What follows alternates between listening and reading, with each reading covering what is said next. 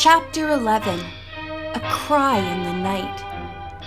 When the loud, piercing cry echoed through the old stone house, Nancy Drew instinctively clutched the bedclothing about her neck, as though by doing so she could protect herself from an unseen danger.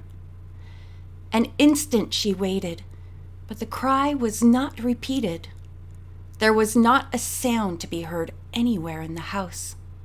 Then, with determination, Nancy sprang from the bed and slipped quickly into her dressing gown and put on her bedroom slippers. Reaching under her pillow, she was relieved to find the revolver and flashlight where she had left them. The stars were no longer shining, and the room was so dark that she could not see a foot ahead of her. Switching on the flashlight, she made her way to the door and gave it a pull. It did not open. "Am I locked in?" Nancy thought in horror. In her haste and excitement, she had forgotten that she had fastened the door herself.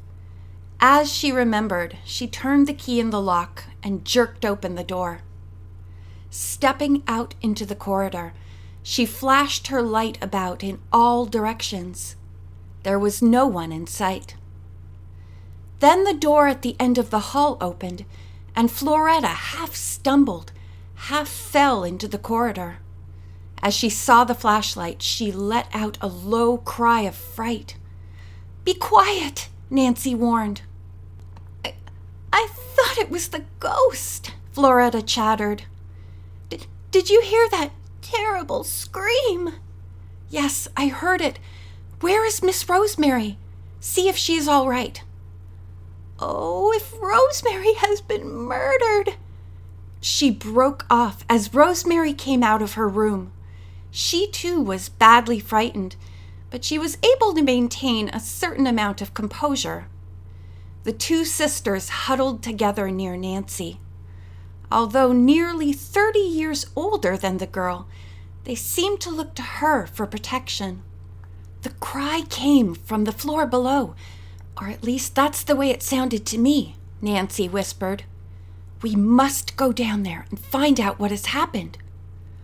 "Go down there?" Floretta wailed. "Never!" "Shh," Nancy warned. "Not so loud. We don't know what danger we are facing." "We'll be murdered if we go down there." Floretta maintained in a slightly lower tone. "I have a revolver." "I can't go." "Then you stay here," Rosemary said brusquely, to hide the tremble in her own voice. "If you're going downstairs, I'll go with you, Nancy." "And leave me here all alone?" Floretta asked desperately.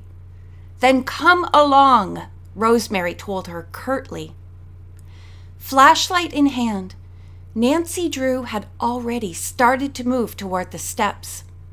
Rosemary followed, and Floretta, not to be left alone, brought up the rear.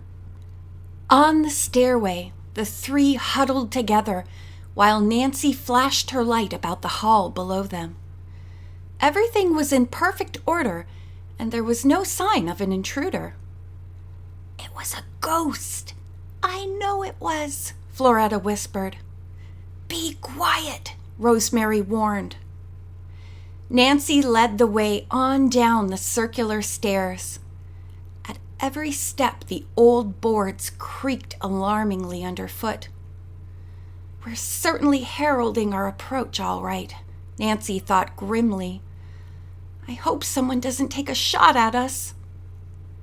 This fear she did not communicate to the Turnbull sisters, for she knew that it would take but little to throw them into a frenzy of fright. Reaching the drawing room, she fumbled about and finally located an oil lamp, which she lighted. A survey of the room revealed nothing amiss. Everything seemed in its place, and the trio moved on toward the sun parlor. "The silver!" Floretta exclaimed suddenly. "Do you suppose it is missing?"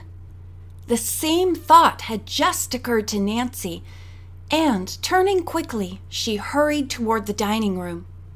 Floretta and Rosemary followed at a more cautious pace. The buffet where the silver was kept was locked. Rosemary removed the key from a nearby vase and, fitting it into the lock, opened the door. "Nothing is missing," she declared, after she had finished counting the silver. "I don't believe the cry came from this room anyway," Nancy said thoughtfully. "It seemed to me that it was directly under my bedroom." "Then the cry must have come from the library," Rosemary announced. "I thought it seemed to come from that direction too," Floretta murmured. "It was the most blood-curdling yell I ever heard, like someone in distress." "Shall we search the library?" Nancy interrupted. "Lead the way," Rosemary told her grimly. With revolver held ready for instant use, Nancy Drew started in the direction of the library. The Turnbull sisters, who still huddled together, kept close behind her. Scarcely had they taken a dozen steps when Floretta paused and looked anxiously back over her shoulder. "What was that?" she whispered fearfully. "What?" Nancy asked impatiently, turning around. "I didn't hear anything." "I thought I heard footsteps behind me," Floretta murmured nervously.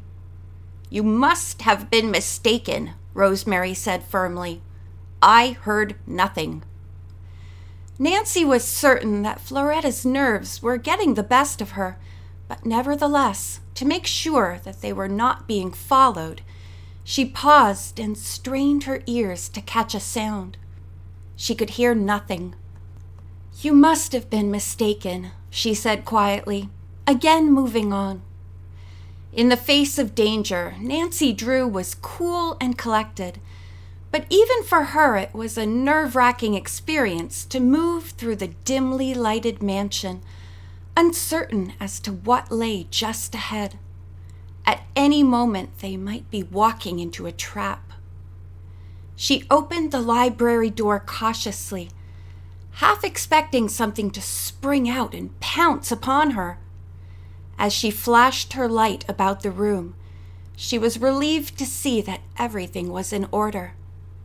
But was it?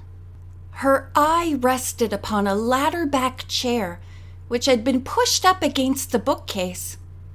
Surely Rosemary and Floretta would not have left it that way, for they were both excellent housekeepers and meticulous about details. Rosemary's eyes had fallen upon the same chair. "Someone has been in here!" she exclaimed. Her eyes slowly traveled upward to the top of the bookcase.